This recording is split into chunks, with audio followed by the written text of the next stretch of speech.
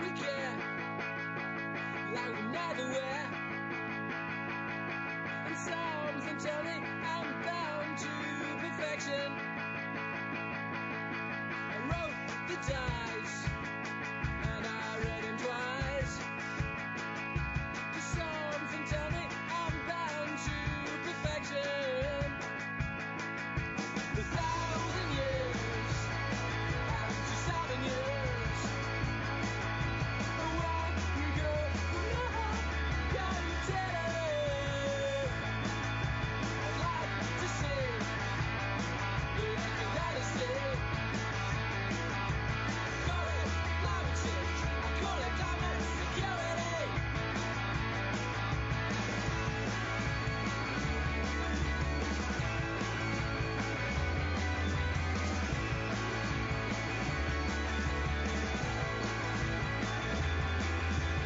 Got my town to follow your trail. Headed to Greenland if I have to. I like your lips and I like your smile. I hold you in my arms 'cause I love you.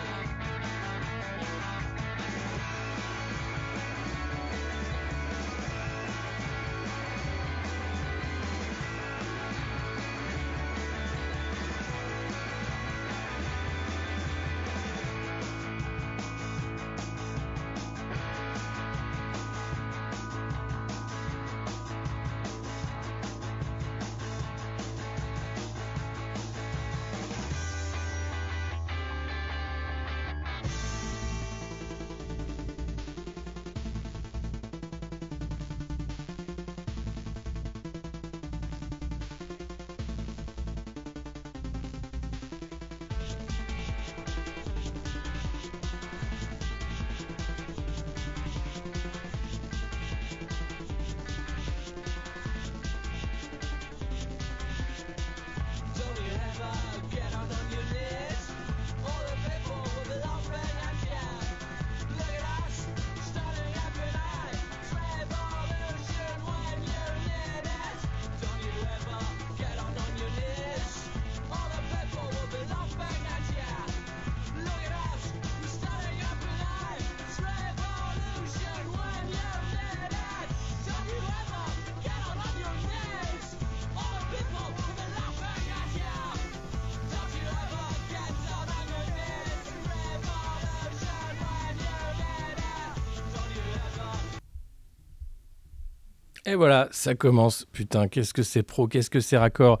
J'en reviens pas, c'est impressionnant. Salut tout le monde, c'est la revue de presse du monde moderne. C'est presque tous les matins, c'est presque à 9h. Vous le savez, on décortique maintenant tous les matins la presse des milliardaires pour savoir comment on nous parle.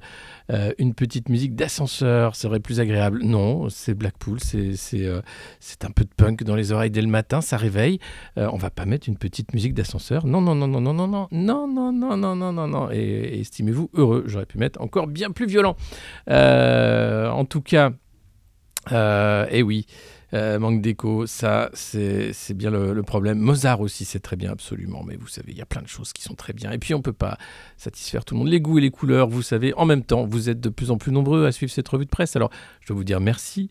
Merci de partager bien sûr le lien de ce stream, merci d'en faire la promotion, le bouche à oreille c'est super important, merci de vous abonner, de nous suivre. Vous pouvez vous abonner via Prime, on a un Patreon également, vous pouvez mettre des pouces bleus sur les vidéos YouTube de ce replay également, et vous pouvez aussi ne rien faire, ça marche aussi, et je suis chez Sud Radio absolument, c'est le mercredi, j'ai l'édito, je parlais de la COP, c'est ce cirque pour le climat, puisqu'on parle du cirque français, mais il y a quand même le cirque climat, 400 jets qui sont arrivés, c'était quand même beaucoup de tonnes de CO2 dans l'atmosphère pour dire, il faut arrêter de mettre du CO2 dans l'atmosphère, hein, monsieur, faites pipi dans la douche s'il vous plaît. Ah monsieur Bezos, j'ai pas d'avion privé moi, c'est pas grave, c'est comme ça.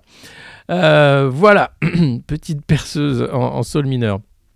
La revue de presse du monde moderne, ça commence, c'est maintenant. De quoi qu'est-ce qu'on va parler? Alors, Nicolas, que se passe-t-il? Il était invité à parler devant les juges et il a gardé le silence. Il a dit c'est mon droit, j'ai fait c'est ça. Et puis, on va parler de l'accueil des migrants aussi. Hein. La France qui se dit non, mais finalement, on est un peu obligé de faire un truc parce que sinon, ça va se voir. Et ça aide pas du tout. Le petit coup de pouce, pardon, pour les jeunes précaires. Alors, c'est assez marrant.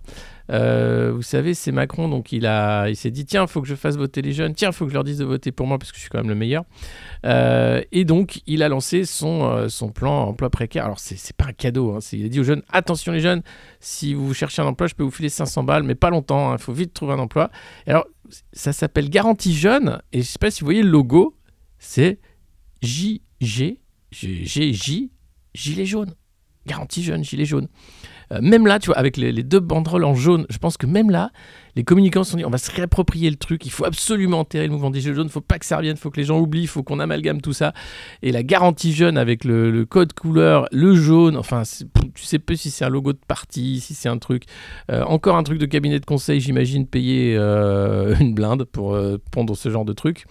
Et voilà, donc, alors ça devait être à tous les jeunes sans garantie, finalement, c'est 400 000 jeunes qui vont vaguement bénéficier, 500 € par mois pour 400 000 jeunes précaires. Des annonces loin de celles de juillet, évidemment. Hein. Finalement, c'est 100 000 nouveaux entrants qui devraient avoir ce contrat d'engagement et qui arrivent seulement en mars, un mois avant le premier tour de la présidentielle. On est vraiment loin.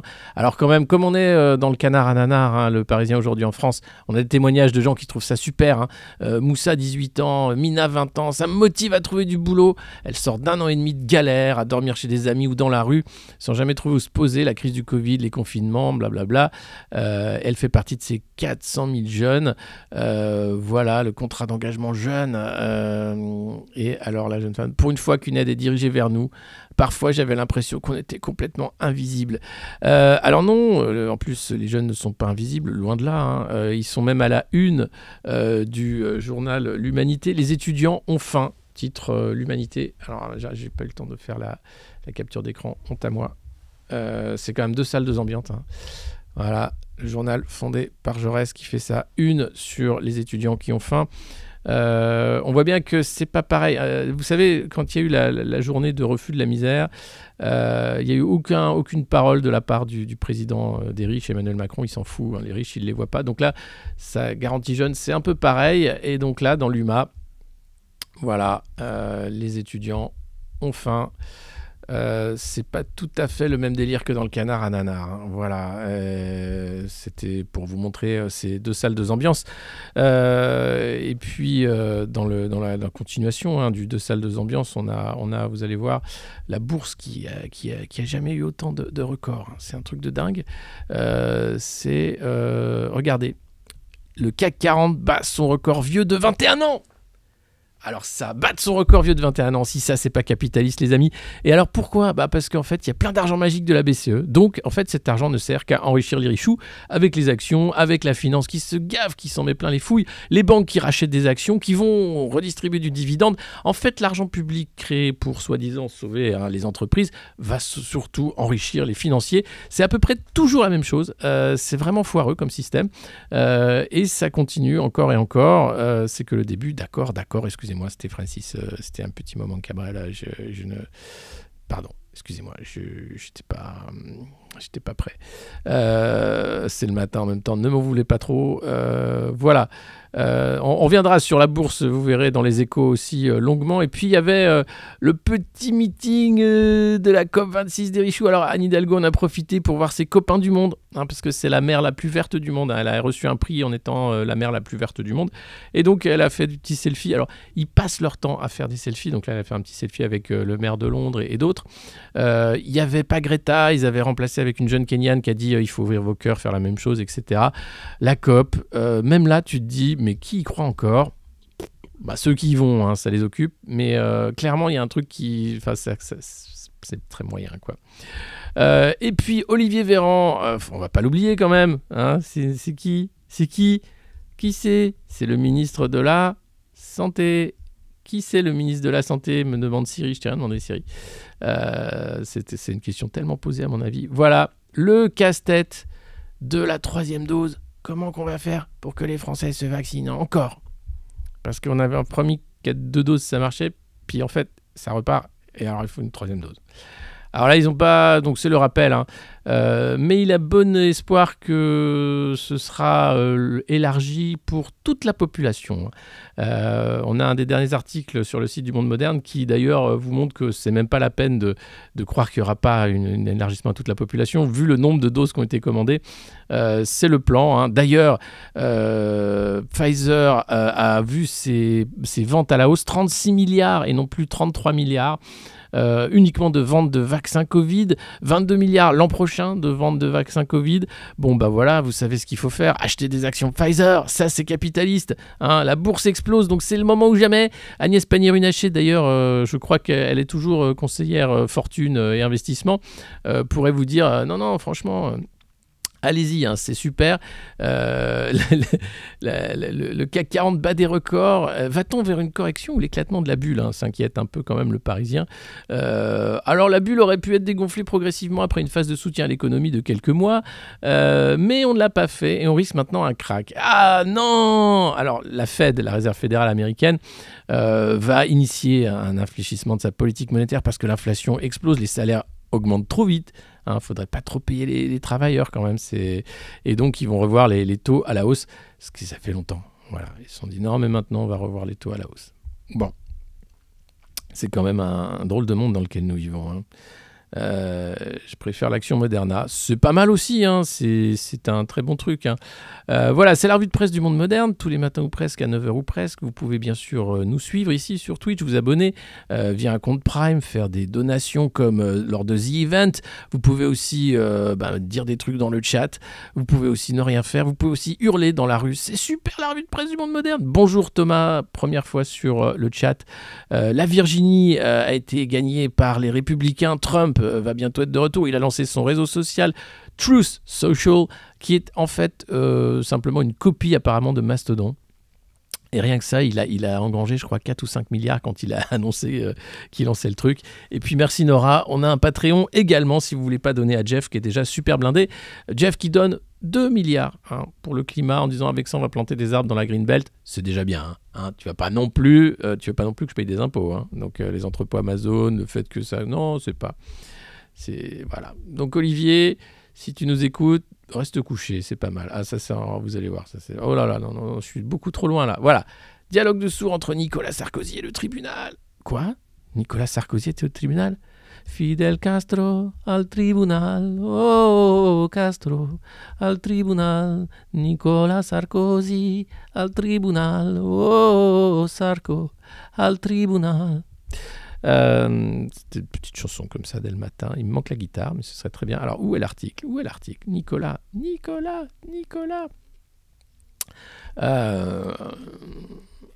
Je ne le trouve pas. Bon. Ah si, voilà. Dialogue de sourds. Ouais. Il est venu, comme il l'avait annoncé, de son plein gré. Tu m'étonnes. Parce que je vous prie de ne pas porter vos mains sur moi.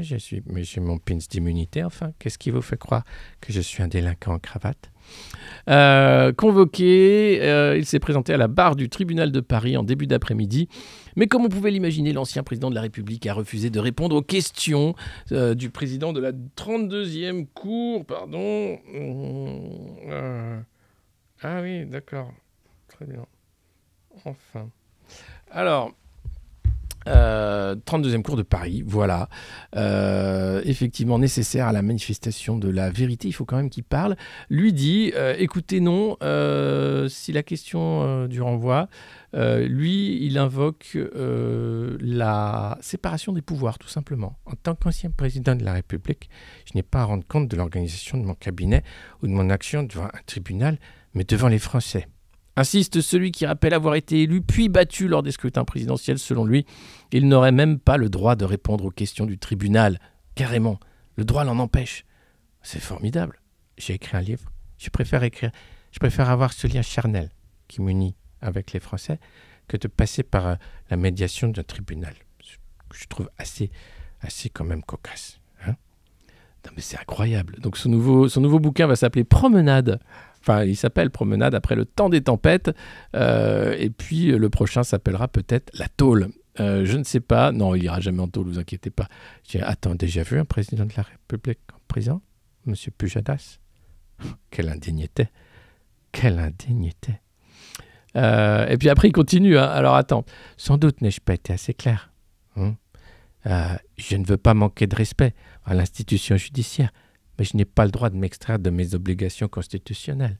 C'est mon interprétation d'un texte constitutionnel qui devrait s'appliquer à vous comme à moi. Bah, c'est votre interprétation, monsieur Sarkozy, réplique le président, absolument pas désarçonné. L'audience vire au monologue, Benjamin Blanchet égrénant la quarantaine de questions. Les jambes légèrement écartées, très calme, le témoin s'astreint au silence. Sauf quand il est question de Patrick Buisson et de ses déclarations quant à la prétendue présence physique et institutionnelle permanente et indispensable auprès du l'ex-chef de l'État. Physique ? Interroge Nicolas Sarkozy, mi-goguenard, mi-agacé. Mais c'est une plaisanterie, monsieur le président. J'étais tous les jours en déplacement. Je n'avais besoin ni d'une canne, ni d'un tuteur. C'est pas possible. Allez, jusqu'à la prochaine fois, hein, puisqu'il est abonné un peu quand même au tribunal. Et puis aujourd'hui, c'est quand même à partir de 9h22, donc voilà, c'est depuis une dizaine de minutes. Les femmes travaillent gratos. Et oui, c'est la newsletter des Glorieuses, une newsletter lancée en 2015 qui calcule tous les ans la date où les inégalités salariales se voient. En France, 29,3% des femmes occupent un emploi à temps partiel contre 8,4% des hommes. Et puis la crise sanitaire a encore aggravé, bien sûr, ces problèmes. 16,5% d'écart salarial selon Eurostat. C'est un point de plus que l'an dernier, donc ça ne va pas du tout dans le bon sens. Pourquoi les femmes sont moins payées ? Allez comprendre, il y aurait un patriarcat ? Quand on sait que Zemmour, par exemple, dit que la place de la femme, c'est à la maison, que ça ne sert à rien, que voilà, que la femme, c'est nul, que... c'est quand même toute cette...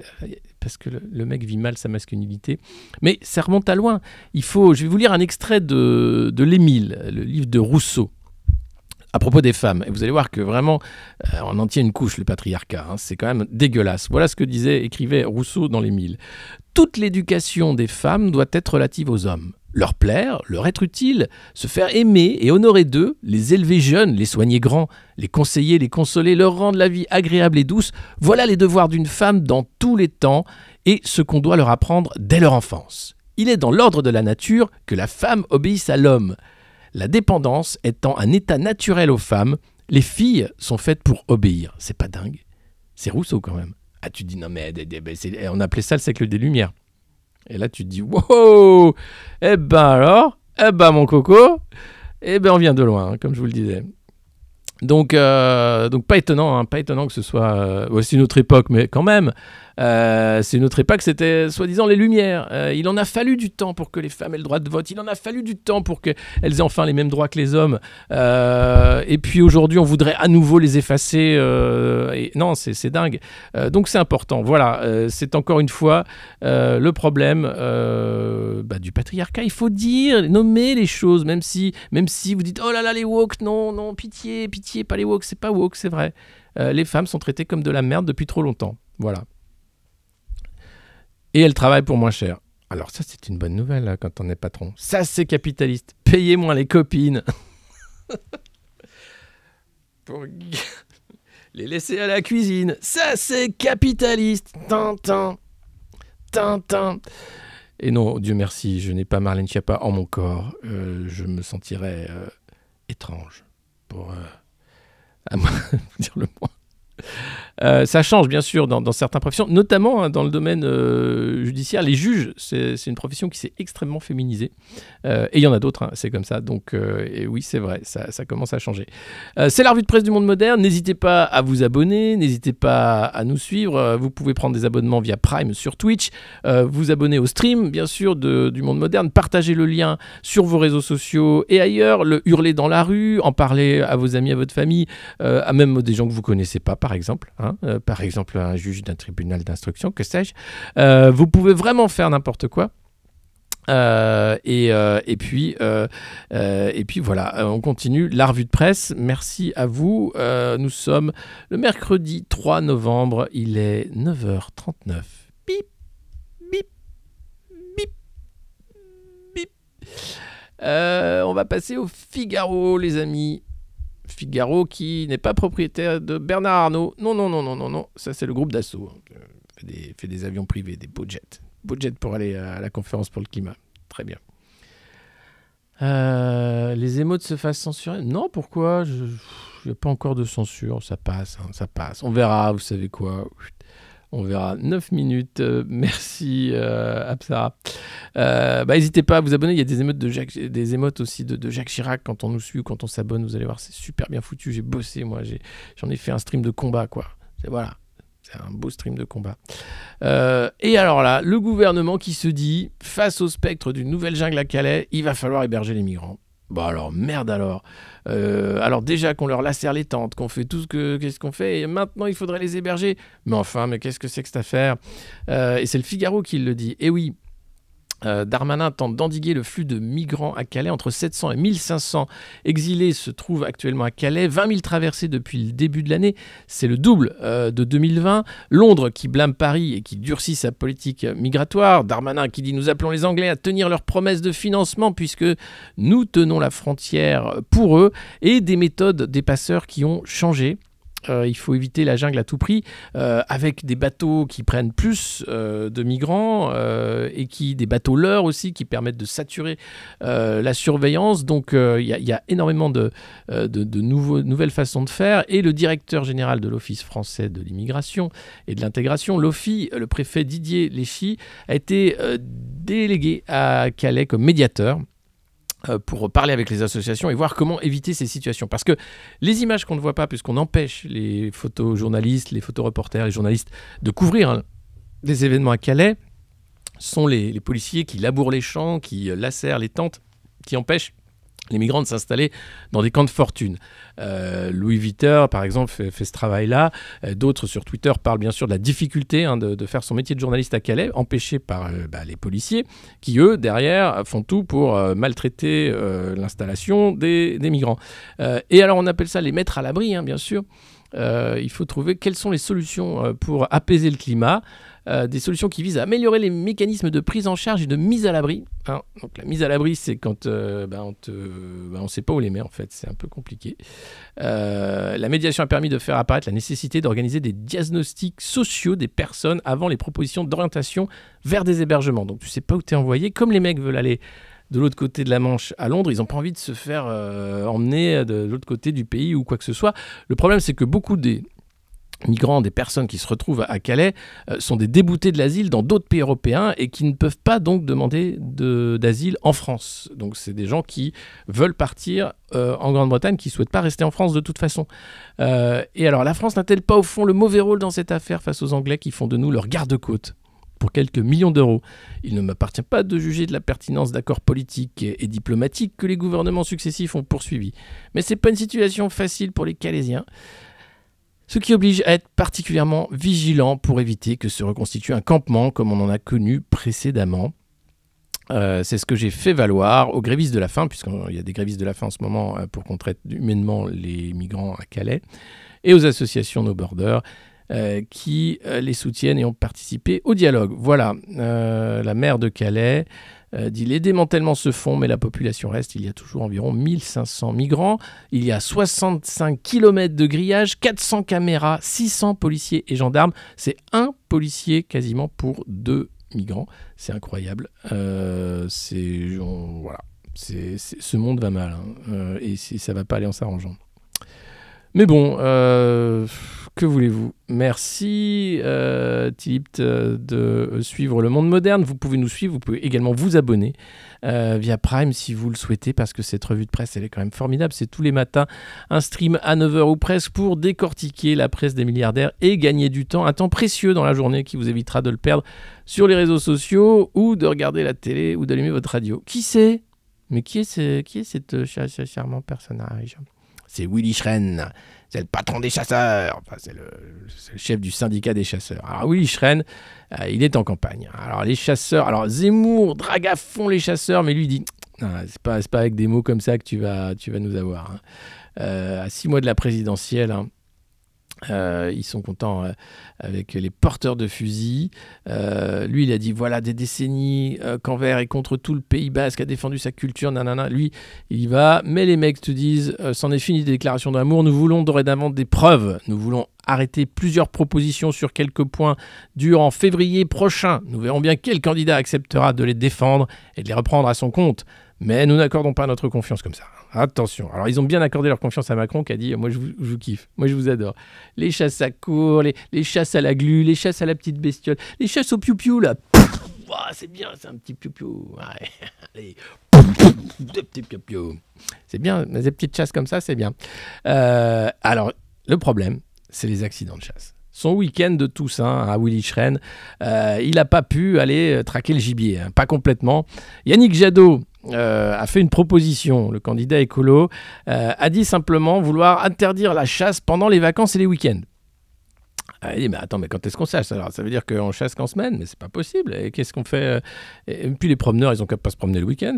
Attention, parce que même quand tu te promènes pas, un automobiliste s'est pris une balle perdue à la gorge suite à un ricochet malheureux de la balle. Et il est entre la vie et la mort. Et voilà ce que dit Willy Schren. Hein. Un mort est toujours un mort de trop, mais il faut arrêter de faire croire que l'on ne peut pas se promener lorsque la saison de chasse est ouverte. On se promène, mais on a une petite boule au ventre. Hein. Quand tu entends les détonations au loin, un piou-piou. Pourvu que ce soit pas moi le prochain. C'est un peu flippant. Hein. Donc, entre les chasseurs et les cueilleurs, il faut se mettre d'accord, les gars. Hein. C'est pas le néolithique. Et il y a moins d'accidents. Alors, il nous dit il y a moins d'accidents. On est passé à 10 accidents. On était à beaucoup plus.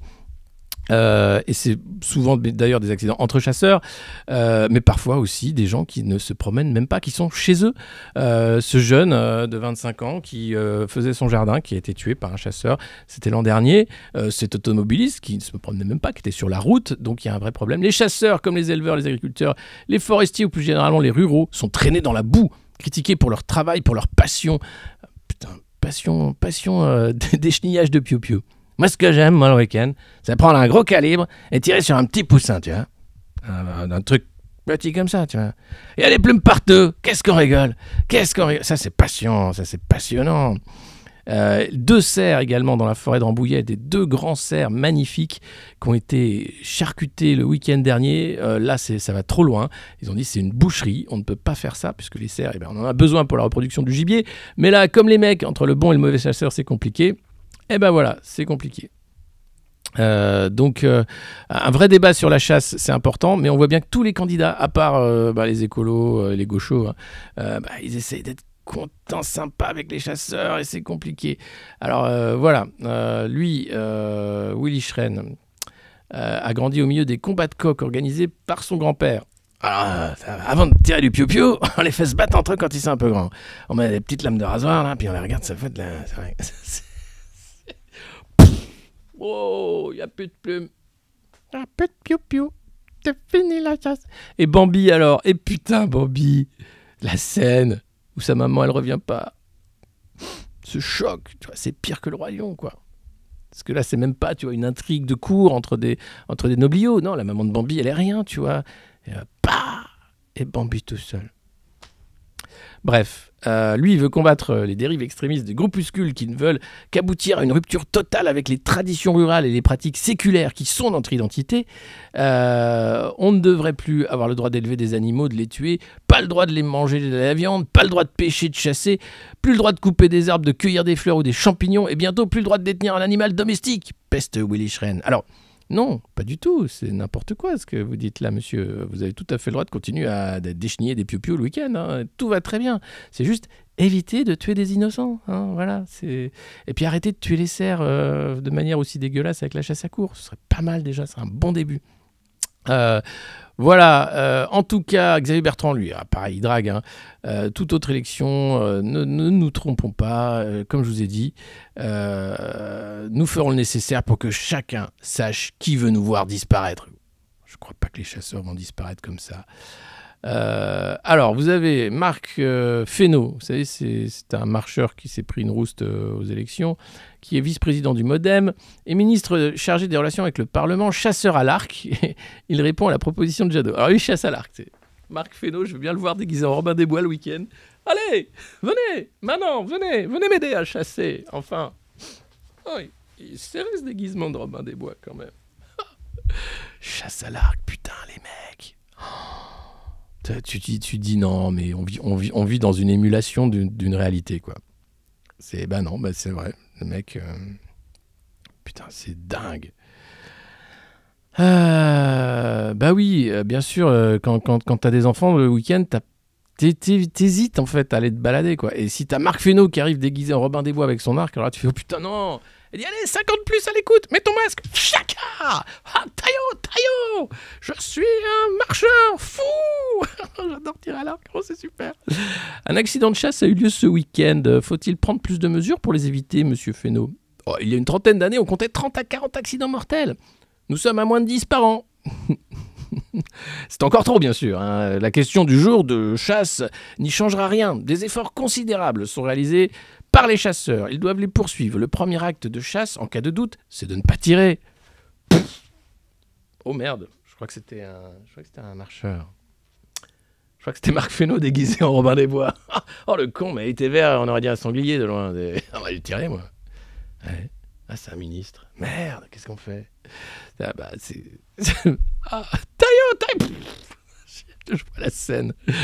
Donc voilà, en cas de doute, ne pas tirer. Hein. Tous le savent. Et désormais, tous les 10 ans, les chasseurs doivent faire une remise à niveau sur la sécurité et le maniement des armes. On doit apprendre à faire cohabiter en France des gens qui ne pratiquent pas les mêmes activités. Je suis contre la séparation systématique des uns et des autres. Avec sa proposition, Jadot dresse les Français les uns contre les autres. C'est pas ce que ferait Emmanuel Macron. Hein. Jamais de la vie, il dresserait les Français les uns contre les autres. C'est vraiment pas son genre, Emmanuel Macron. C'est dingue. Vert comme une grosse grenouille. Taillot. Aïe. Ils m'ont tué une chèvre. Voilà. Bah ouais, ils tuent des chiens, ils tuent tout. C'est passion, déchenillage de piou-piou, c'est compliqué, quoi. Après, ils disent que même la proposition de Jadot est populiste. Hein. Jadot parle de l'accessoire, le sapin de Noël, le Tour de France et maintenant la chasse. C'est la théorie du contre. Il a tout fait en 15 jours. Interdiction nucléaire, interdiction de la chasse, interdiction de l'élevage. Qu'est-ce qu'il veut? Interdire les marcheurs maintenant? Non, mais quoi alors? Il a expliqué que sa première mesure, s'il était élu président, serait de libérer les poules. Libérer les poules? Il a dit ça, vraiment? Je voudrais plutôt qu'il nous parle du maintien de la biodiversité. Parce que ça, c'est un sujet qui mobilise les chasseurs. Ou le maintien des espaces naturels contre l'urbanisation galopante. Ou la production d'hydrogène. Bah ouais, voilà ce qu'on veut entendre. Hein. Voilà on veut voir Marc Fesneau déguisé en Robin des Bois le week-end quand il chasse à l'arc. Et on veut entendre Yannick Jadot sur des trucs importants. Voilà. C'est génial quand même. Alors ça, tu vois, je découvre avec vous que Marc Fesneau était un chasseur à l'arc. Bon, j'ai inventé le coup de la déguisement. Je crois qu'ils se déguisent pas. Enfin, quoique, ils ont des Benalla, ils se déguisaient bien en policier. Hein. C'est un peu YMCA, la rêve. Hein. Macron, il se déguise tout le temps. YMCA. En quoi je me déguise aujourd'hui, Brigitte? T'as fait pompier déjà? J'ai fait sous-marinier. J'ai fait pilote de chasse. J'ai fait médecin. J'ai fait footballeur. Brigitte, je crois que j'ai pas fait pompier, t'as raison. Je vais faire pompier. Et si je faisais Robin des Bois? Ah non, c'est Marc et son arc. Laisse-le, s'il te plaît, Emmanuel. Il est très bien comme ça. Non, mais c'est dingue. Ils mettent un gilet orange, nos chasseurs. Et c'est important. Les chasseurs, premiers écolos de France. Eh oui. Reste que des plumes. Un peu de pio-pio. Fainé, pio-pio. Fainé. Il est déguisé en clown. Si vous cherchez Emmanuel Macron... épouvantail, vous le verrez déguisé en épouvantail lorsqu'il faisait du théâtre avec Brigitte. La photo est extrêmement dérangeante. Après, vous faites ce que vous voulez de votre vie, hein, mais je vous le dis, vous pouvez trouver des déguisements de Macron, des trucs de dingue. Manger du plomb, tirer sur des petits poussins, les faire mariner dans du vin, ça c'est capitaliste. Tintin. Manger du plomb et faire manger du plomb, ça c'est capitaliste. Et puis, oh là là là, qu'est-ce que c'est que ça? Qu'est-ce que c'est que cette campagne? La beauté est dans la diversité, tout comme la liberté est dans le hijab. Ah là là là là, le Conseil de l'Europe qui fait une campagne et qui se prend les pieds dans le tapis en fait, parce que bon bah du coup c'est une campagne qui est bizarre.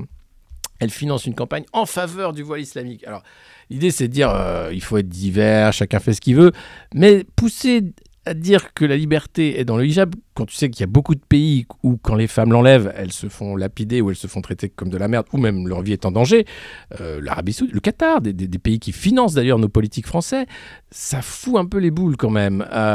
Donc oui, c'est la liberté de le porter si vous voulez, mais dire que la liberté est dans le hijab, c'est peut-être passer un cap que le Conseil de l'Europe a peut-être passé un peu vite. Alors il y a eu beaucoup de critiques.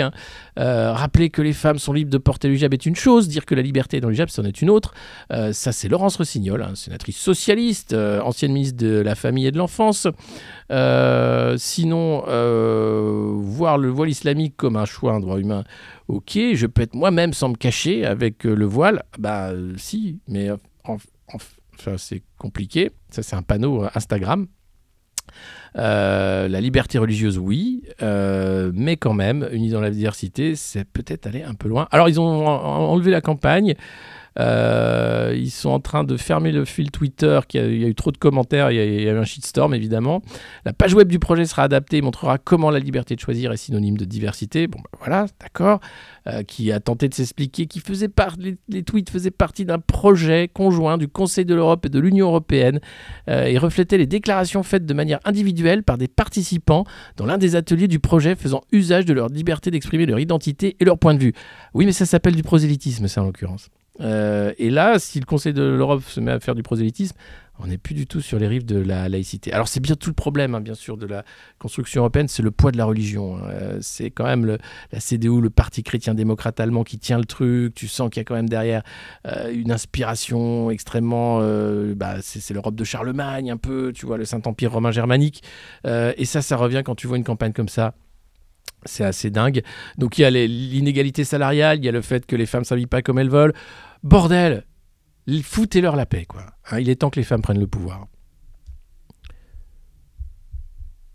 Assez de patriarcat. Et puis, ça, c'est le méthane. Les gros producteurs de méthane, enfin les gros émetteurs, parce qu'on n'en produit pas forcément, c'est des fuites dans les tuyaux.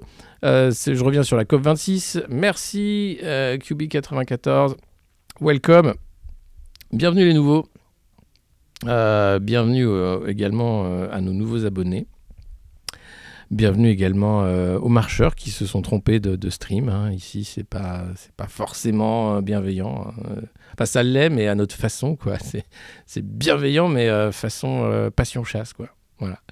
On aime bien. On a chacun ses passions. Il faut respecter ses passions. Voilà, c'est important. Angela Merkel, ce soir, elle se tape la cloche chez moi, en Bourgogne, au Clos Vougeot, en Côte d'Or, où il y a les meilleurs vins de Bourgogne. Pour dire ce petit dîner d'adieu, elle va être décorée du Grand Croix de la Légion d'honneur par Emmanuel.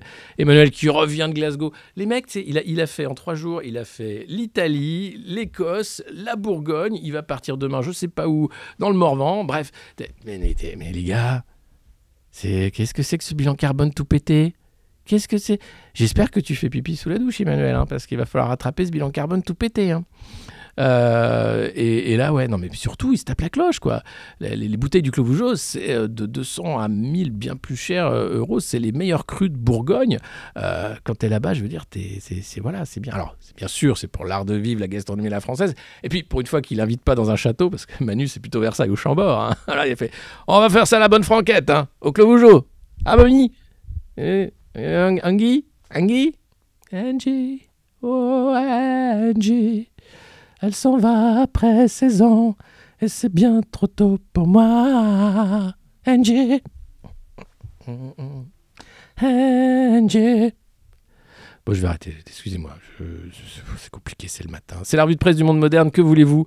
N'hésitez pas, bien sûr, à partager le lien de ce stream, à vous abonner. À nous suivre sur les réseaux sociaux, à mettre des pouces bleus, à dire des conneries dans le chat. Vous pouvez, il y a le Patreon également, merci Nora. Il y a plein de bonnes choses. C'est un bilan carbone pas pété, moins pété, puisque voilà, on stream tranquillement. Et il faut délirer puisque ce monde est délirant, donc on peut pas quand même faire autre chose que de dire c'est quand même n'importe quoi, bordel. C'est quand même n'importe quoi, je suis désolé. Voilà, donc ils ont signé un accord sur le méthane à la COP. Ouh, la COP. Ouh, je me suis pris en photo avec Schwarzenegger et machin, là. Et Greta, là, avec ses nattes. Ouais, super. Eh ben, donc voilà. Et alors, les 3 plus gros pays producteurs de méthane n'ont pas signé, évidemment. Et l'Inde annonce viser la neutralité carbone en 2070. 20 ans après tout le monde. Ah, non, mais attendez, nous, d'abord l'économie, le climat, oh, et ça va. Et puis, le tennis français en plein déclin cherche un nouveau souffle. Quelle tristesse, quelle tristesse. Je pensais pas qu'on en était là. Tennis français, si tu nous écoutes. Attends, est-ce que là... Oui. Ah oui, et puis, quand même, ils sont sympas. Qu'est-ce qu'ils sont sympas. Vous vous rappelez, ils nous ont fait un chèque de 100 balles pour l'énergie, parce que ça coûte cher l'énergie. Paf. Eh ben là, Agnès Pannier-Runacher débloque tout simplement 150 millions d'euros pour 480 sites. Alors tu fais le calcul, 150 millions pour 480 sites, c'est pas un chèque de 100 balles qu'ils ont eu. C'est pour les industriels très gros consommateurs d'électricité. J'ai envie de dire... Lorsque tu vas sur une ligne de production, c'est pas une punition, c'est pour ton pays, c'est pour la magie. Voilà, c'est pour la magie. Merci Agnès. Ça, c'est la magie quand même. Pour les gueux, 100 balles. Pour les gros consommateurs d'électricité qui polluent vachement, un petit chèque cadeau de 150 millions pour 480, pardon. C'est magique, hein. C'est pas une punition, C'est pour la magie. C'est la magie. Alors, c'est génial. La magie, c'est quand tu débloques 150 millions d'euros pour 480 sites qui consomment de l'énergie. La magie, c'est quand tu sors une enveloppe pour les jeunes précaires qui bouffent la misère. Ça, c'est aussi la magie. Et puis, personne n'a vu le chèque. Il fallait être à moins de 2000. C'est les entreprises qui doivent faire le chèque, donc elles ne veulent pas le faire. Évidemment, c'est compliqué. Ah là là. Bordel. Ben voilà, c'est là où on en est. La magie, c'est quand tu endettes ton pays pour plusieurs décennies. La magie, c'est quand la banque centrale te dit tout va bien, mon joli. Oh la magie, c'est quand tu mens et que tu ris à tous ces électeurs pourris. La magie... c'est la magie du mercredi, c'est la magie de la revue de presse surtout. Alors, un chèque en bois, voilà. Bah là, il y a du pognon magique. Fadabaz, merci. Le petit emoji avec Jojo. Il faut qu'on retrouve Jojo. Il y aura plus de chansons. Bah ouais, plus d'abonnés, plus de chansons. N'hésitez pas à vous abonner si vous aimez les chansons. N'hésitez pas à nous suivre, bien sûr, sur Twitch. À partager le lien de ce stream sur vos réseaux respectifs. Merci GTKD01. Paf. En plus, maintenant, quand vous abonnez, il y a Chichi qui arrive, c'est quand même pas mal. Et n'hésitez pas, bien sûr, à faire la retape, la réclame, la pub de cette revue de presse quotidienne, ou presque, qui est quand même un moment particulier, parce que je ne vois pas ça ailleurs. Il y a quand même un petit truc là qui te dit, mais qu'est-ce que c'est que ça? Qu'est-ce que c'est ça? Surenchère et confusion, on parle bien sûr de la campagne, le CAC qui bat son record historique, évidemment, je vous le disais, et l'inflation qui pousse la Fed à abandonner ses rachats de dette publique. Elle dit, ah non, ça commence à aller trop loin, ils ont l'impression qu'ils ne vont pas contrôler l'inflation, sans blague. Et déjà au début de la revue de presse, pour ceux qui avaient raté, il y a un mec qui dit, non, je crois qu'on n'a pas maîtrisé trop et on risque un crack. Mais tranquille. Hop, allez, là on est dans l'IB qui est un petit journal indépendant et qui nous dit qu'il y a une enquête du PNF à propos de l'affaire Veolia-Suez. Vous vous rappelez le rachat de Veolia, de Suez. Alors, c'est encore Alexis Kohler.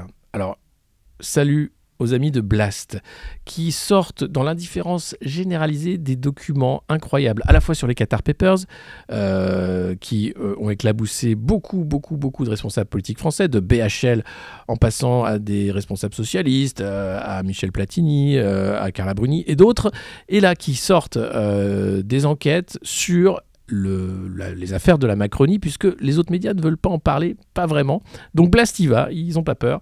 Et ils sortent une affaire, bien sûr, sur Alexis Kohler, secrétaire général de l'Élysée, qui est déjà empêtré dans une affaire de favoritisme. je ne sais plus quel armateur ou site de construction navale. Et bien là, il est toujours là, enquête préliminaire du parquet financier qui va s'intéresser au rôle joué par le même Alexis Kohler et le gendarme des marchés financiers dans l'opération de prise de contrôle du géant de l'eau par ce concurrent. Et voilà. Plusieurs documents donc, qui commencent. C'est un document de 12 pages adressé au procureur national financier, Jean-François Bonner, le 26 avril, avec les étapes du feuilleton financier, la prise de contrôle du numéro 1 français de l'eau et du traitement des déchets Veolia sur son concurrent, le numéro 2, Suez.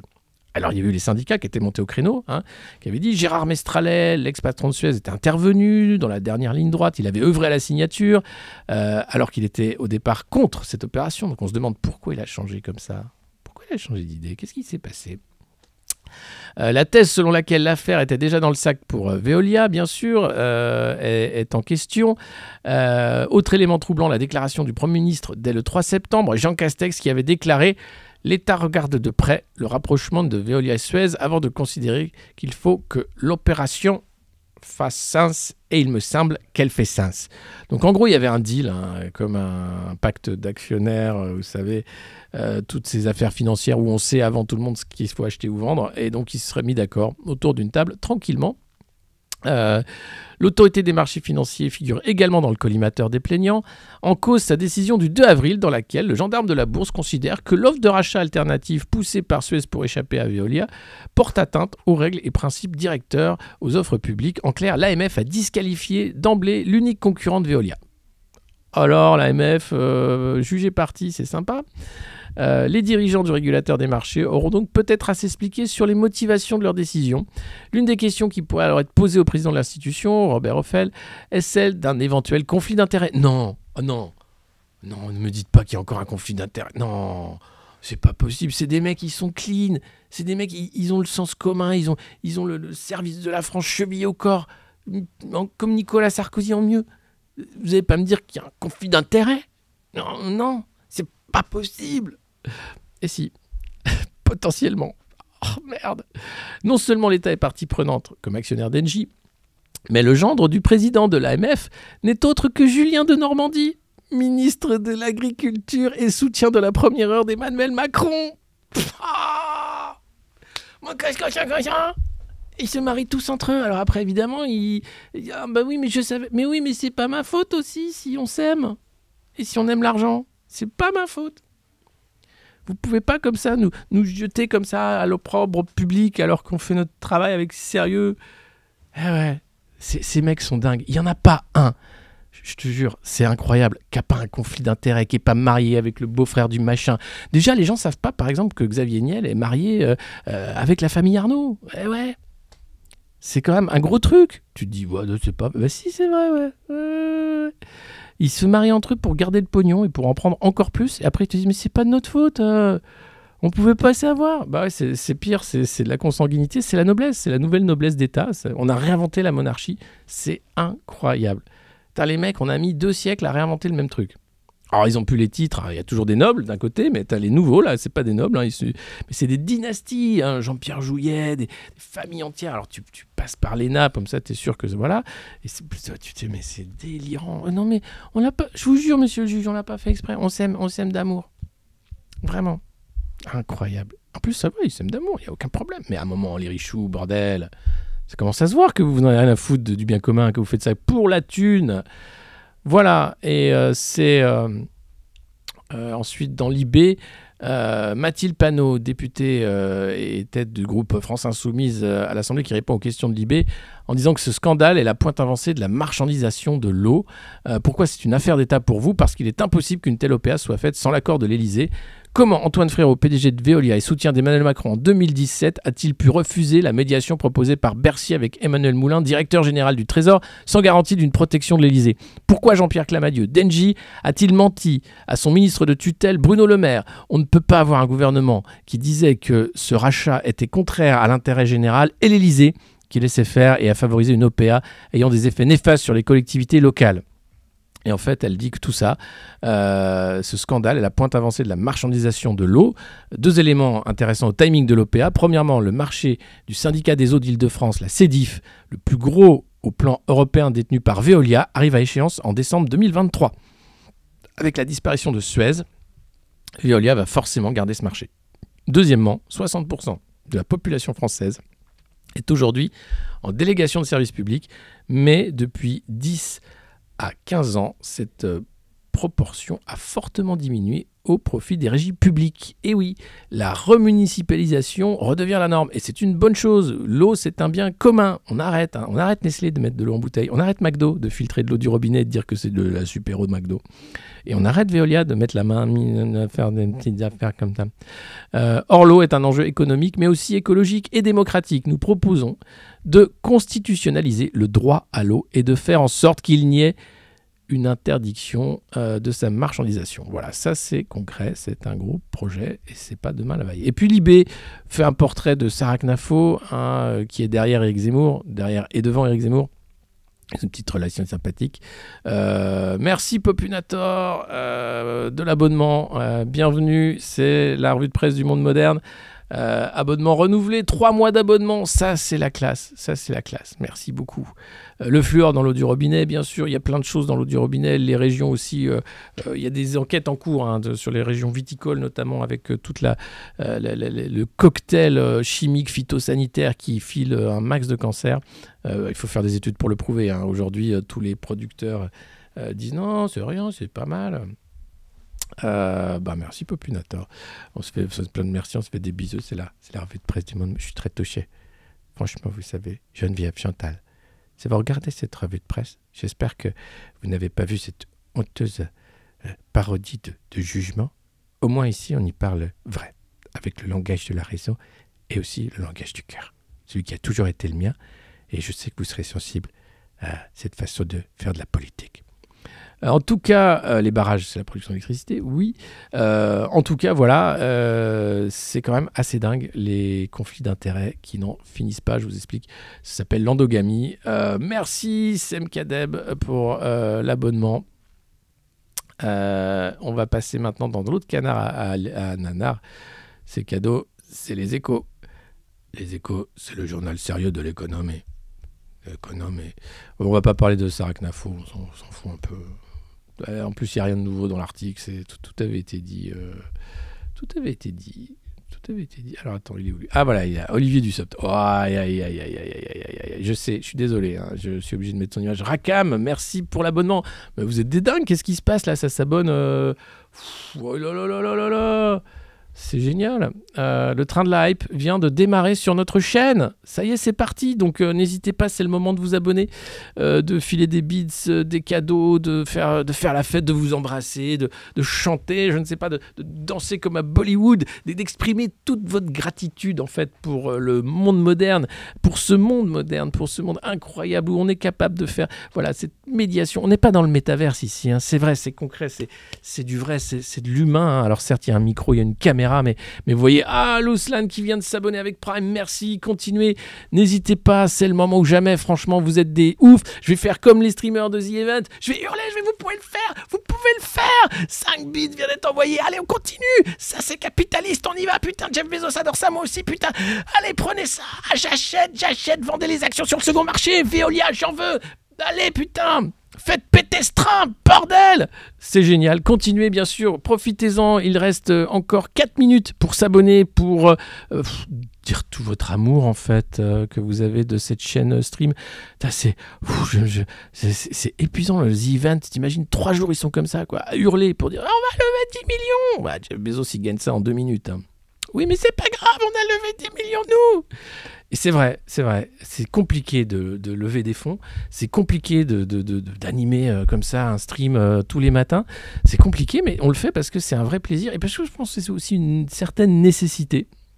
Je suis tellement content, Quentin, salut Quentin, mon ami dans la vraie vie, qui est sur le chat, il fait référence à une imitation de Belmondo. Quelques années de ça.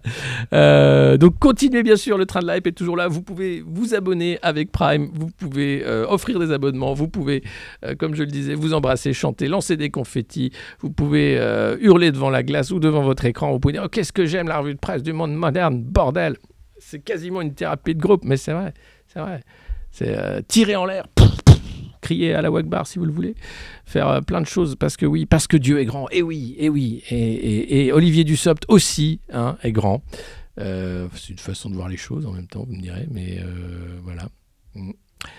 Non, lui, il est ministre. Alors, ça va un peu casser le train de la hype. Je suis un peu triste, je suis désolé, mais bon. Continuez à vous abonner pendant que je fais mon truc. Faites comme si j'étais pas là. Allez-y, abonnez-vous. Suivez le stream du monde moderne. Partagez-le, bien sûr, sur les réseaux sociaux. Ça veut dire que de plus en plus de monde va pouvoir voir cette formidable revue de presse quotidienne pour comprendre un peu mieux. Mais pourquoi les gens ils votent n'importe quoi? Qu'est-ce que c'est que ça? Qu'est-ce que c'est que ce pays? Olivier Dussopt, il est ministre d'Emmanuel Macron. Il donne la bonne parole aux JDD et aussi aux Échos. Amen. Alors, l'État ne gagne pas d'argent sur le dos des Français, au contraire au contraire de ce que disent certains membres de l'opposition. C'est pas l'État qui gagne du dos sur les Français, c'est Alexis Collère, par exemple. C'est tous les conflits d'intérêts que vous avez là. Ça n'a rien à voir. C'est pas l'État, ça. C'est les gens qui profitent de l'État. C'est cette caste qui s'est nichée dans l'État comme un coucou se niche dans le nid d'un quelqu'un d'autre. Et qui a privatisé l'État. C'est ça le problème. Merci Moore, merci Mild78, merci, continuez bien sûr, vous pouvez vous abonner, vous pouvez nous suivre, vous pouvez partager ce stream, vous pouvez en parler autour de vous parce que c'est important que la revue de presse du monde moderne devienne un rendez-vous incontournable de la matinale politique et d'actualité de la France, du monde, de la francophonie, puisqu'on nous regarde, on nous écoute un peu partout dans le monde. C'est quoi le parcours de Dussopt? Je sais pas. Il a dû faire des écoles, il doit y connaître quelqu'un. Il connaît Macron, il l'aime bien. Il a dit Macron, c'est formidable. Et PS, je crois qu'il vient du PS. Alors, craignez-vous que la poussée d'inflation affecte la reprise? Nous ne sommes pas surpris qu'il y ait une poussée inflationniste dans la période de forte reprise que nous connaissons. Il y a le rebond, Bruno le rebond, ça c'est grâce à Bruno. Nous avons toujours la conviction que la pause d'inflation, plus qu'un pic d'inflation, que nous connaissons n'a pas vocation à durer. Mais nous tenons à protéger les Français des effets de ce phénomène. Il ne faut surtout pas augmenter les salaires, sinon ça va encore augmenter l'inflation. Donc les Français vont rester pauvres, vous inquiétez pas, tout va bien se passer. En nous concentrant sur les prix de l'énergie. Alors il y a le petit chèque de la magie pour les gros consommateurs, puis il y a les 100 balles pour les gueux. Voilà, ça c'est les conditions de la qualité de vie. C'est le sens de l'indemnité inflation qui sera financée à hauteur de 3,6 milliards d'euros dans ce PLFR. Tandis qu'un peu plus de 200 millions seront ajoutés au budget 2022. Cette indemnité sera bien entendu exonérée d'impôts et de cotisations. Ah bon? Oui, mais en même temps, comme c'est pour payer de l'électricité qui est surtaxée, ça revient au même. Il faut aussi rajouter le chèque énergie ou le bouclier tarifaire sur les prix de l'électricité, avec un coût annuel de 5,1 milliards. Mais ça coûte cher. Mais c'est fou. Alors qu'il suffirait en fait d'arrêter avec le prix de l'électricité européen et dire nous on fait de l'électricité pas cher, donc on la vend pas cher aux Français. Après démerdez-vous. Mais non, c'est compliqué. Jugez-vous inévitable que le pouvoir d'achat soit le thème central de la présidentielle à venir? Quoi? On va pas parler d'islam? Merci, le train de la hype est fini. Merci à tous. Total de 4 abonnements offerts et 10 bits. Vous êtes formidables. Je vous aime. C'est que le début d'une grande aventure. Je pense que la commu va exploser. On est maintenant 4750 à suivre ce stream. Et hop, je vous partage ça. Voilà. Hop. Je ne sais pas ce que c'est, mais je fais ce qu'il me dit. Voilà. Beau travail. Tous ceux qui vont recevoir leurs émoticônes. Voilà, vous allez avoir plein d'émoticônes pour ceux qui ont soutenu le train de la hype. Je commence à apprendre. Merci Fafax26 de nous suivre. Donc voilà, on est de plus en plus nombreux et c'est une très bonne nouvelle. J'espère qu'on va péter les scores avant la fin de l'année, quoi. Je vous ai dit, si on fait 1000 vues pendant une semaine, Antoine et moi dans le jacuzzi, quoi. Donc ça, c'est cadeau. Ça, c'est cadeau si on y arrive. Là, on est à 450 en moyenne. C'est énorme. Bientôt 500. On a commencé, on était 100. Vous êtes là, d'ailleurs, les premiers. Vous êtes toujours là. C'est impressionnant. Moi, je trouve ça génial. Voilà, je suis super content. Qu'est-ce qu'il y a? Chouchou. Je vois pas votre message. Ouais, Samuel Etienne est ban parce qu'il a montré des fesses. Enfin, il a montré un article du Parisien qui montrait des fesses. Du coup, il était ban pendant 3 jours. Mais j'en parlais hier. C'est dans la revue de presse d'hier. On va pas en reparler. Mais c'est Samuel. C'est toute la commune de Samuel Etienne. Si vous pouvez venir le matin, vous allez voir. C'est aussi une revue de presse. C'est un peu pas pareil, mais c'est quand même pas mal. Je vous conseille. Ça vous alternez. Un coup, Samuel, il monte des fesses, et un coup, Alexis, il fait des chansons. Et voilà. Alors, du coup, c'est une belle façon de s'informer. Voilà, on fait du bon boulot sur Twitch. Donc, alors, non, sur le pouvoir d'achat. Alors, est-ce que le pouvoir d'achat est le thème central ? Bah non, c'est l'islam. Ah non, c'est le pouvoir d'achat. Oh, bon, alors oui, d'accord. Quand on a traversé une période de crise avec des privations dans nos possibilités de nous déplacer ou de consommer, il est compréhensible que le pouvoir d'achat devienne une thématique centrale. Hein, sinon, on se faisait un truc sur l'identité islam, c'était facile, bordel. Bon, alors c'est un sujet compliqué. Hein. Ouais, parce que souvent, les statistiques s'opposent au ressenti des personnes. Mais oui, parce que le pouvoir d'achat a augmenté durant ce quinquennat 2 fois plus vite que la moyenne des 10 années précédentes. Allez, cette réalité n'est parfois pas complètement perçue par les Français. Ces connards. Hein, notamment les plus défavorisés. Ces énormes connards. Qui font face à une augmentation des dépenses contraintes, avec l'immobilier, les assurances. Alors, il faut voir qu'En Marche, c'est le parti de la banque assurance. C'est AXA qui a mis En Marche sur les fonds baptismaux. Toutes les lois ont été faites pour les richoux, l'ISF, les lois sur les mutuelles, etc., la privatisation de la santé, de l'éducation, de la vieillesse, voilà. Voilà, en plus, c'est des dépenses presque obligatoires socialement, hein, comme l'a montré une étude de France Stratégie. Et là, le mec t'explique que non, on a fait un super boulot, mais c'est encore la faute de ces connards de Français qui sont pas foutus de se rendre compte qu'on a fait un super boulot. Et alors, j'aime bien, c'est comme la température réelle et la température ressentie. Le pouvoir d'achat, c'est pareil. Hein. Tu as les statistiques qui te disent on a doublé le pouvoir d'achat en ce quinquennat. Et puis ton ressenti, c'est j'ai jamais été aussi pauvre, mec. C'est la dèche. Je suis à la banque alimentaire, je suis à ça de la rue. Et les mecs, ils sont en train de se faire des cadeaux, de se refiler des actions Pfizer ou Veolia. Tout va bien, bordel. C'est dingue. Non mais voilà, quoi. Qu'est-ce que vous faites, là ? Qu'est-ce qui se passe ? Ça s'enjaille sur le chat ou quoi ? Oh là là là là. AXA, non, t'as un des patrons d'AXA qui a la première adresse du parti La République En Marche, c'était chez un des anciens patrons d'AXA. Donc non, vous inquiétez pas. Puis de toute façon, c'était vraiment... voilà. Non, mais Macron a déjà traité le point. Je rattrape le chat, là. Oh là là là là. Maggie, ouais, il n'y a pas Maggie ce matin, ouais. Puis on a le droit de montrer des fesses de chat, contrairement aux fesses du JDD. Voilà. En tout cas, voilà, désolé, hein, c'était l'interview d'Olivier Dussopt. Parfois, on se fait des trucs particuliers. Hein, après, c'est vous qui venez regarder ça, moi, j'y suis pour rien. Et puis, dans le canard à nanar, quand même, on apprend que Washington est quand même en train de se dire que ça viendrait bien d'un petit labo de Wuhan. Ah ouais. Les agences du renseignement aux États-Unis prennent au sérieux l'hypothèse d'une fuite accidentelle d'un labo P4 à Wuhan pour le coronavirus. Le mystère a été l'occasion d'un nouvel échange entre Washington et Pékin ces derniers jours. Alors, 4 des agences américaines penchent pour une piste naturelle, mais le FBI, sans détailler pourquoi, privilégie plutôt la fuite accidentelle. Bon, c'est de bonne guerre, hein, en disant que c'est une hypothèse plausible.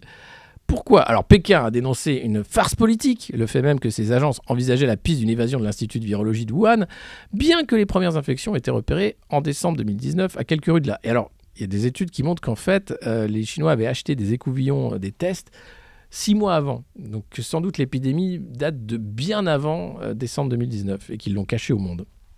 Le régime chinois est d'autant plus sur la défensive que le Congrès a divulgué mercredi dernier des informations embarrassantes sur les travaux menés par le Wuhan Institute of Virology, en cause le prestigieux National Health Institute américain qui avait déjà reconnu, à rebours de ce que jurait l'été dernier le numéro 1 de l'establishment sanitaire Fauci, avoir financé à hauteur de dizaines de millions de dollars des travaux de manipulation de virus à Wuhan.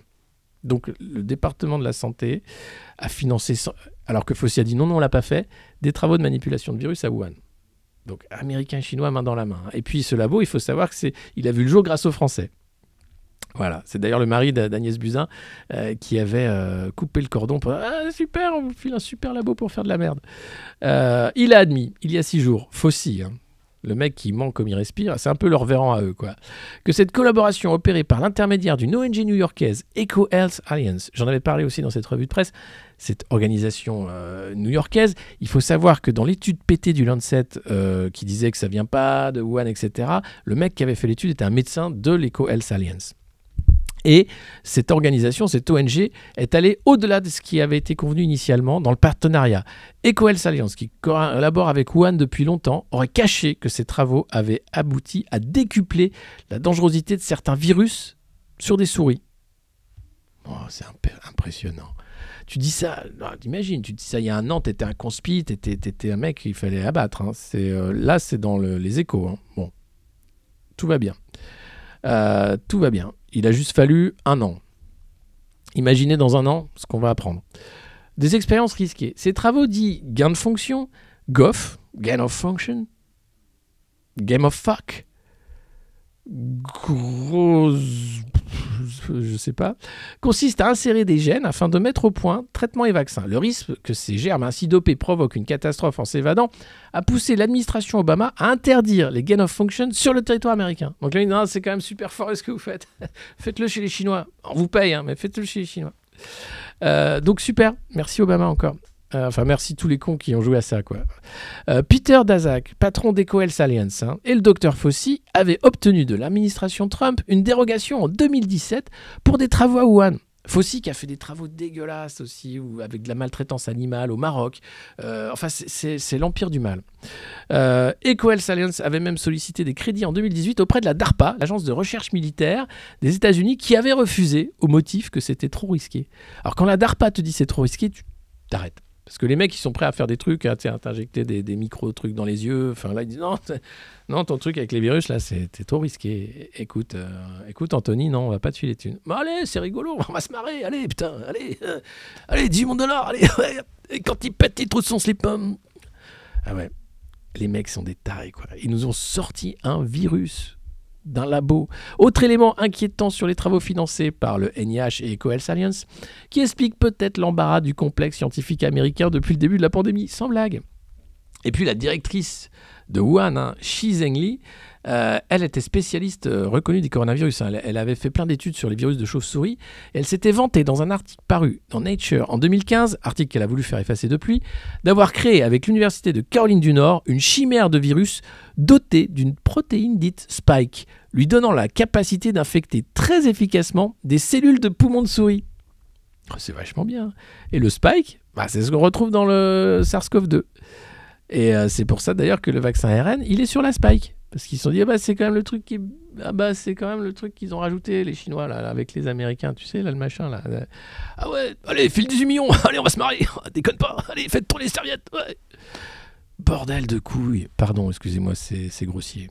Mais franchement, il y a de quoi perdre son latin. Les mecs sont quand même des salopards de première, quoi. Ils te font un virus muté. Alors après, sans doute, ils l'ont pas fait exprès que ça sorte. Hein. Mais pourquoi ? Mais bordel, pourquoi tu fais ça, putain ? Je sais pas, c'est marrant. Allez, file 18 millions, on va se marrer. Allez. Viens, on va faire un moitié humain, moitié lapin. C'est dingue. Non, il faut. Ouais, il faut. Non, mais bien sûr, il faut. Non, mais c'est des dingues.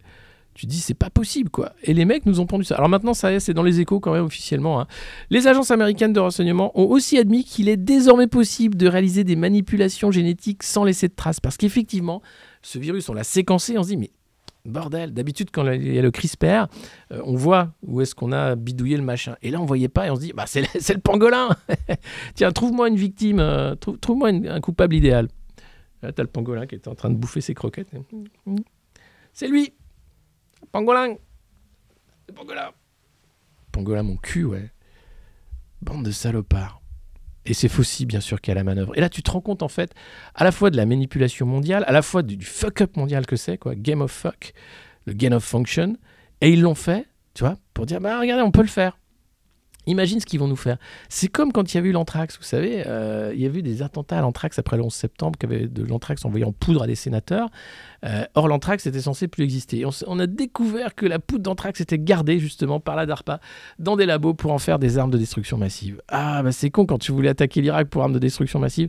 Donc on est quand même gouverné par des malades mentaux, il faut le savoir. Et dès qu'ils pourront faire de la merde, vous inquiétez pas, ils la feront avec le sourire en disant c'est pas moi, c'est pangolin.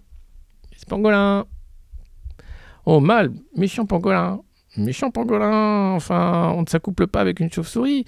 Mais j'ai rien fait, putain.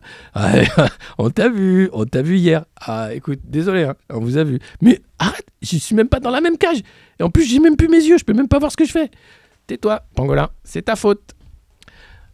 Bande de salopards. J'ai pas d'autres mots, je suis désolé. Mais là, à ce niveau-là, je pense qu'on peut vraiment le dire. Il n'y a pas les preuves, on n'aura jamais les preuves, puisque la Chine efface les traces.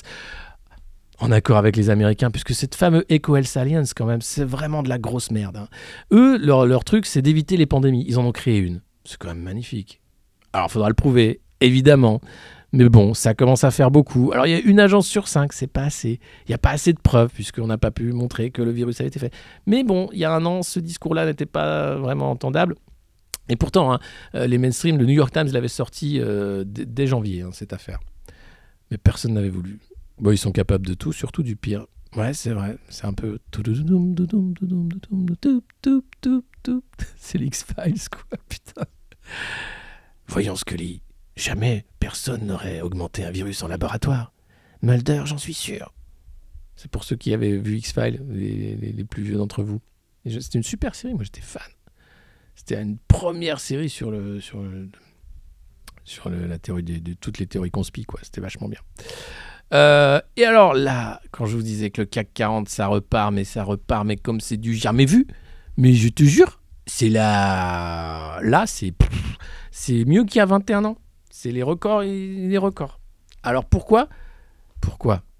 Alors d'abord, il y a la bulle Internet, hein, à 6,9, à 6927,03 points. Le CAC 40 a dépassé mardi son record historique de clôture datant de septembre 2020. Ouais, putain les gars, tiré par la performance des champions mondiaux du luxe, il fait la course en tête des grands indices mondiaux. La bourse de Paris a grimpé de 25% en 2021. Alors on n'est pas bien là, avec le virus. Ah quand même. Le CAC 40 est-il représentatif de l'économie française ? Alors oui et non, parce qu'en fait, les grandes sociétés cotées à la bourse de Paris tirent leur majorité de France et d'ailleurs. Hein, voilà. Combien le CAC 40 rapporte-t-il ? Les épargnants qui placent leurs économies en bourse gagnent de l'argent de deux façons. Ils touchent chaque année des dividendes, mais peuvent aussi encaisser des plus-values en revendant des actions dont le cours a grimpé. À la bourse de Paris, le rendement moyen des dividendes s'élève à un peu plus de 3% sur longue période. L'indice CAC 40 a de son côté progressé en moyenne de 5,7% par an. Un investisseur qui aurait mis 1 000 € sur le CAC 40 à sa création est revendu aujourd'hui après une hausse de 367% en plus de 30 ans, aurait donc enregistré une plus-value de 3 670 €. Alors évidemment, les investisseurs du CAC 40, c'est pas 1 000 € qu'ils mettent, hein. C'est quelques millions. Donc ils se font des fouilles en or. C'est génial. Quand le CAC 40 a-t-il battu son valorisation ? Combien y a-t-il de valeur ? Le CAC 40 est-il vert ? Oh, bordel. Oh, les questions, quoi. Comment expliquer là ? Tu vois, c'est Bernard. Dis, papy Bernard, explique-nous la finance. Alors, les enfants, la finance, c'est simple. Il faut beaucoup d'argent. Et puis, l'argent fait de l'argent. Et puis, il faut dire aux pauvres qu'il faut travailler. Voilà. Merci, papy Bernard. Explique-nous encore la finance. Alors, il faut acheter des entreprises aussi qui cartonnent. Hein. Moi, par exemple, j'ai misé sur le luxe. Bon, parce que le luxe, c'est bien. C'est qu'il y a les riches. Les riches achètent. Les riches, ils n'ont jamais de soucis, donc ils achètent tout le temps. Même quand ça va mal. D'ailleurs, plus ça va mal, plus le riche achète, parce qu'il a besoin de se rassurer. C'est vachement foutu. C'est vachement bien foutu. Et donc, le top 10 des capitalisations boursières du CAC 40, LVMH. Incroyable, loin devant, hein, loin devant. Bernard Arnault, c'est un peu le roi de France, en fait. C'est lui qui décide de qui est président, c'est lui qui décide de qu'est-ce qu'il fait de sa thune, machin, c'est lui qui marie ses enfants, tu vois, dans des accords un peu comme les rois de naguère, hein. C'est le roi de France. L'Oréal, ensuite. L'Oréal, c'était Mamie Zinzin, c'était la copine de Nicolas. Ah, Mme Bettencourt, c'est pour les étrennes du petit. Vous pouvez 1 million d'euros. Oui, c'est pour acheter une gourmette. Merci.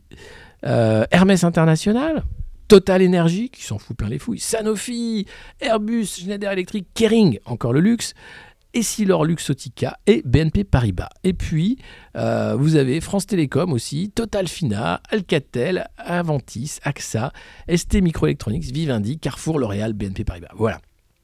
Entre la capitalisation au 4 septembre et au 2 novembre, on voit bien que le luxe tire vers le haut. Et puis, une petite nouvelle aussi dans le secteur de la finance. Papy, dis papy, explique-nous la finance. Alors, c'est aussi quand le patron d'une banque est copain avec Jeffrey Epstein, le pédocriminel.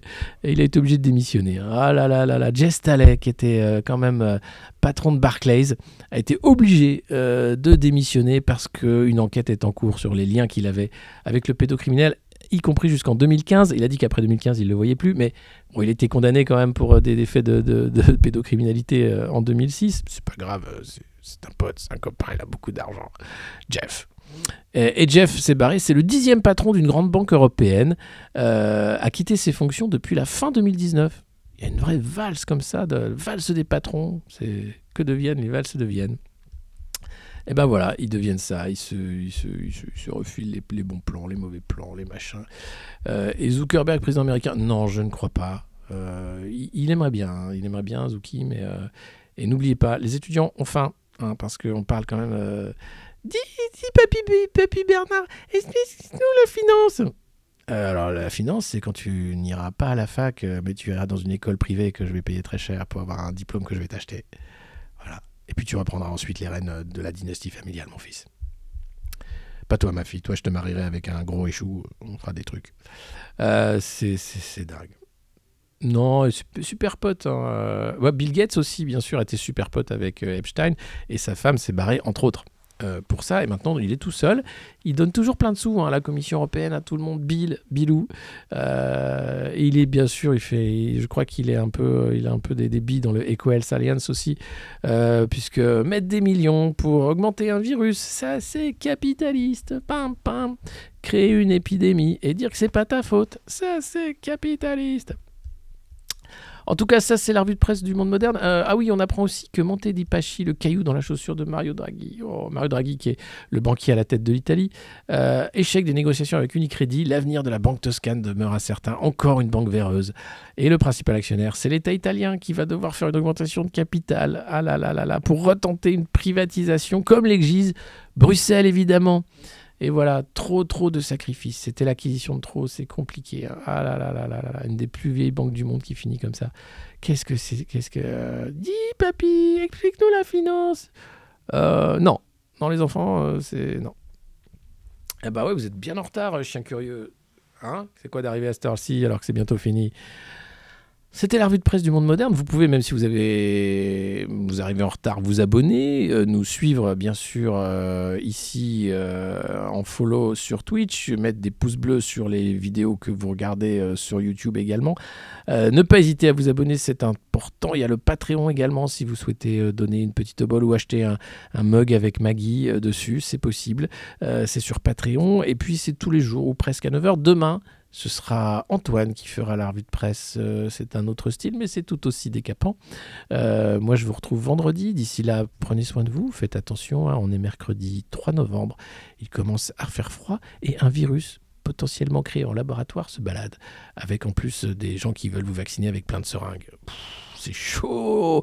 Et il faut garder son masque, hein, déconnez pas. Et il faut aussi dire merci à la dame. Et n'oubliez pas le chèque énergie, hein, parce qu'il ne faut pas déconner. Et soyez gentils. Hein, soyez gentils avec le président Macron. Vous avez de la chance d'avoir un président comme ça, franchement. Si j'avais eu un président comme ça, moi, quand j'étais jeune, hein, franchement, ça aurait été autre chose. Hein. Vraiment. Merci Simber. Vous pouvez suivre Simber également et suivre, vous aussi, Le Monde Moderne sur Twitch. C'est la revue de presse, c'est tous les matins. Ça permet... d'aller un peu moins mal, de se sentir un peu moins seul. Hein. Ça permet de se faire une sorte de calinothérapie différente. Et c'est vrai que ça change des chroniques que vous pouvez trouver ailleurs. Et attention, il y a des chasseurs le week-end aussi. Bon, en semaine, ils ont dit non, on n'a pas le temps de chasser. Nous, attendez, en plus, on ne peut pas chasser le week-end. Attention, un piou-piou. Allez, demain c'est Antoine. Ciao.